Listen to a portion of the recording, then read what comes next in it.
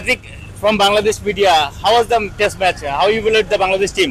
বাংলাদেশ দলকে চাপে ফেলতে গিয়ে কিংবা বাংলাদেশের ড্রেসিং রুমে অস্বস্তি ছড়াতে গিয়ে মুরালি কার্তিক এখন নিজেই চাপে পড়ে গেলেন। চেন্নাই টেস্ট শেষে বাংলাদেশের মিডিয়া দেখে তড়িঘড়ি করে সরে যাওয়ার চেষ্টায় ইশারায় বললেন নো কমেন্টস। কিন্তু সাকিবের ইনজুরি নিয়ে তিনি যে তৃতীয় দিনে যে কমেন্টস করেছেন সেটা কিন্তু আসলে অনেক বেশি হাইপ হয়েছে এবং পরবর্তীতে তামিম ইকবালও বলেছেন টিম ম্যানেজমেন্ট যেন জানায় সাকিবের ইনজুরি সম্পর্কে তারা অবগত কিনা বা সেটা আসলে আপডেটটা কি। টিম ম্যানেজমেন্ট জানিয়েছিলেন যে সাকিবের কোনো ইনজুরি নেই।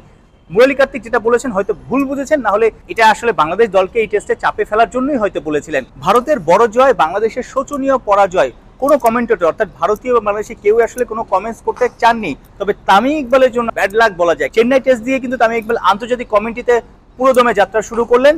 তার প্রথম টেস্ট ছিল 2008 সালে, সেই ম্যাচটা তো বাংলাদেশ 3 দিনের টেস্ট হেরে গিয়েছিল। এই যে এত বছরের পার্থক্য, বাংলাদেশের উন্নতি কিন্তু সেভাবে দেখা যাচ্ছে না, বিশেষ করে বিদেশের মাটিতে।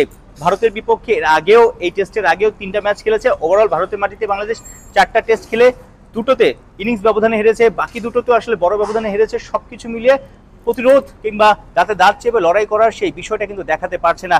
আমরা চেন্নাই টেস্টের খেলা শেষ হওয়ার পরেই সেন্টার উইকেটে দেখলাম জশওয়াল ব্যাটিং করছেন, গম্ভীর নেটের পিছে দাঁড়িয়ে দাঁড়িয়ে তাকে টিপস দিচ্ছেন। এই ওপেনার কিন্তু প্রথম ইনিংসেই 50 হাঁকিয়েছেন, দ্বিতীয় ইনিংসে রান পাননি। এই যে দ্বিতীয় ইনিংসে রান পাননি, তার মন ভালো নেই, তিনি আরো নিজেকে তৈরি করতে চান, ভুলগুলো শোধরাতে চান এবং কানপুরে বড় স্কোর করতে চান।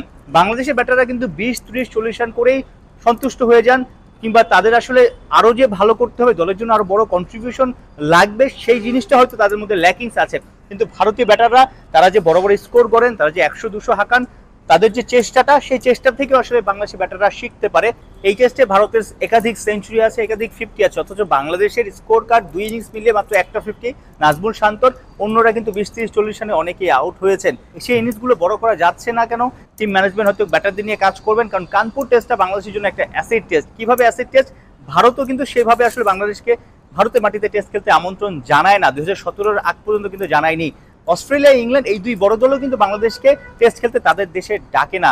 অস্ট্রেলিয়া বাংলাদেশ সবশেষ টেস্ট খেলেছিল 2003-04-এর দিকে, এরপর ইংল্যান্ডে সবশেষ খেলেছে 2010 সালে। অর্থাৎ বড় দলগুলো আসলে বাংলাদেশকে লাল বলে সেভাবে সমীহ করে না, যে কারণে আসলে তারা লস প্রজেক্ট মনে করে। এখন বাংলাদেশকে সেটা বোঝাতে হবে যে তারাও তৈরি, তাদেরও সামর্থ্য আছে প্রতিরোধ করার, তারাও আসলে চ্যালেঞ্জ ছুড়ে দিতে পারে। কানপুর টেস্টটায় যদি বাংলাদেশ দাঁতে দাঁত চেপে লড়াই করতে পারে, 5 দিন দারুণ ক্রিকেট খেলতে পারে, তখন একটা পজিটিভ ভাইব হবে এবং ভারত সহ অন্যান্য দেশগুলো আসলে বুঝতে পারবে যে বাংলাদেশ টেস্ট ক্রিকেটে উন্নতি করেছে। আর যদি কানপুর টেস্টেও এই চেন্নাইয়ের মতো অসহায় আত্মসমর্পণ করে, ভবিষ্যতে ইন্ডিয়া, ইংল্যান্ড, অস্ট্রেলিয়া কেউ আসলে বাংলাদেশকে টেস্ট ক্রিকেটে নিমন্ত্রণ দেবে না এবং বড় দলগুলোর বিপক্ষে না খেললে বাংলাদেশের টেস্ট ক্রিকেটের স্ট্যান্ডার্ডটা আসলে বাড়বে না। সো অ্যাসিড টেস্ট বলা যায় কানপুর টেস্টটা বাংলাদেশের জন্য।